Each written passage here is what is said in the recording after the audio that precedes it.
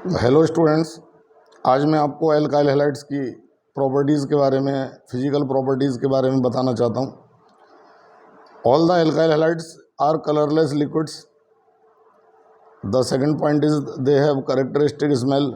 हम सूंघते ही पता लगा लेते हैं कि वो एल्काइल हैलाइड है।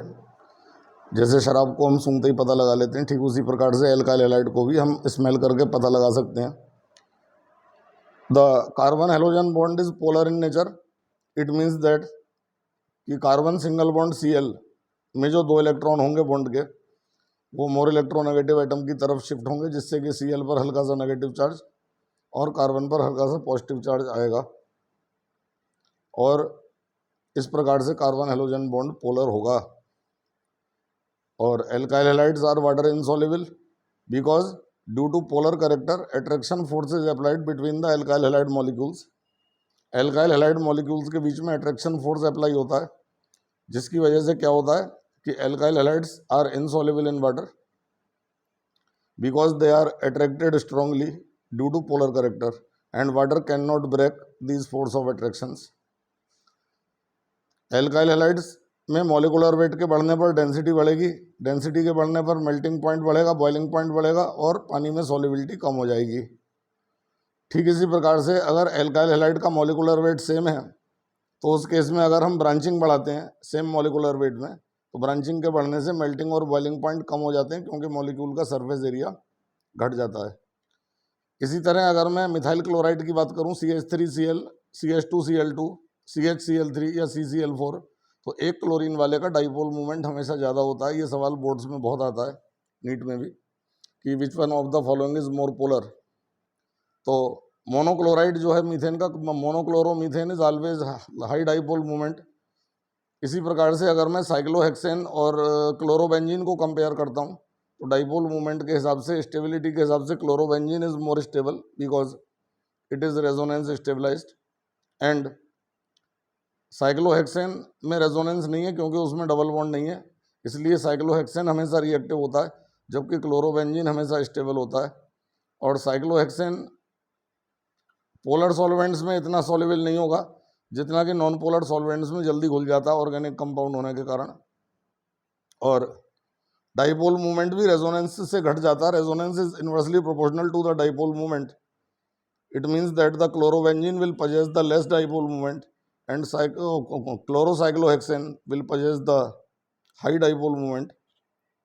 ऑलवेज ये ध्यान रखिए कि जितने भी एल्काइल हैलाइड्स हैं, उनमें से अगर हम फ्लोराइड, क्लोराइड, ब्रोमाइड और आयोडाइड को कंसीडर करें, तो CH3I will give the Wurtz reaction faster and CH3F will give the Wurtz reaction slower. ये भी बहुत सवाल आता है। और अगर हम डाइक्लोरोबेंजीन की बात करें, तो ortho dichlorobenzene will possess the higher dipole movement and para dichlorobenzene will possess the lower dipole movement due to in para position the both Cl cancel out the effect of each other. तो ortho dichlorobenzene has the higher dipole movement and para dichlorobenzene has the lower dipole movement. Meta वाला बीच में आता है, Meta dichloro को बीच में रखते हैं।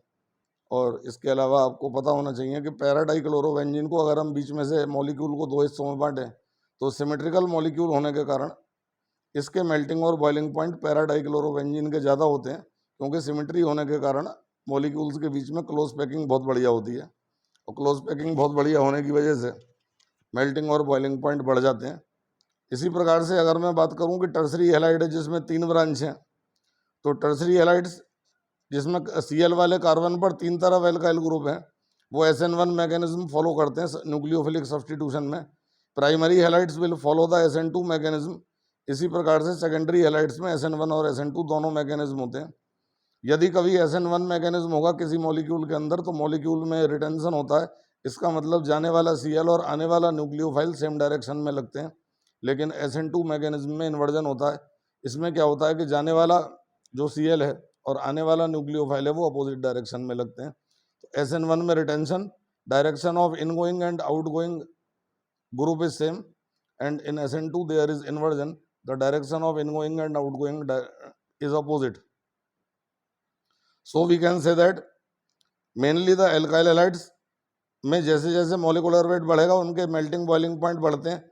जैसे कि CH3Cl, CH3Br और CH3I को अगर कंसीडर करें, तो CH3I का मॉलिकुलर वेट ज़्यादा होने के कारण इन तीनों में इसका मेल्टिंग और बॉइलिंग पॉइंट ज़्यादा होगा। इसी प्रकार से CH3Cl, C2H5Cl और C3H7Cl को कंसीडर करें तो यहाँ पर हेलोजन कांस्टेंट है, लेकिन एल्काइल ग्रुप बढ़ने के कारण एल्काइल ग्रुप का मॉलिकुलर वेट बढ़ रहा है, और एल्काइल ग्रुप का मॉलिकुलर वेट बढ़ने के कारण पूरे मॉलिक्यूल का मॉलिकुलर वेट बढ़ रहा है और मेल्टिंग और बॉइलिंग पॉइंट भी इनहांस होंगे, इंक्रीज होंगे।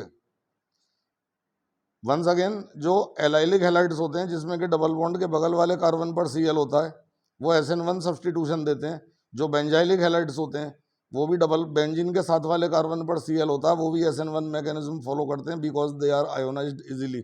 But vinylic halides and the haloarenes are resonance stabilized so that they will not participate in SN1 और SN2 process because they are highly stable due to resonance। तो ये कुछ main physical properties हैं जो कि alkyl halide में आप याद करके काफ़ी हद तक अपने सवाल सही कर सकते हैं। अपने अगले वीडियो में मैं प्रिपरेशंस और properties of the alkyl halides पर बनाने वाला हूँ, जो कि बहुत जल्दी आपके लिए अपलोड कर दी जाएगी। Thank you.